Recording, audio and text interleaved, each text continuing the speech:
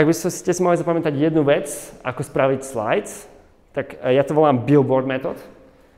A predstavte si, že idete v aute po diaľnici a sú tam nejaké billboardy. Idete príliš rýchlo a pozrite sa na jeden billboard, na jeho analyzovanie, máte možno 1, 2, maximálne 3 sekundy. Čiže ak na ten billboard dáte príliš veľa textu, chcete tam napísať všetko o vašej firme, vašu web stránku, váš Facebook, hodíte tam nejaké 2 obrázky, tak za tie 2-3 sekundy nestihnete reálne si prečítať ani pozrieť nič. Ale ak tam dáte jeden výstižný obrázok a jednu vetu, pár slov, o čo ide, tak to jasne pochopíte a viete, o čo ide a zapamätáte si to. Čiže skúste, keď navrhujete prezentáciu alebo nejaký slajd, nejaký snímok a neviete si dať rady, či je to dobré alebo nie, predstavte si, že idete po diaľnici a či by ste dokázali pochopiť ten váš snímok, čo je jeho pointa, za 5 sekúnd. Ak to dokážete, tak ten snímok je perfektný.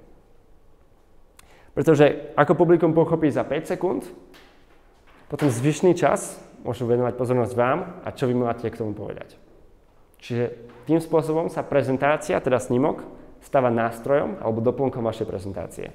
Nie je predmetom.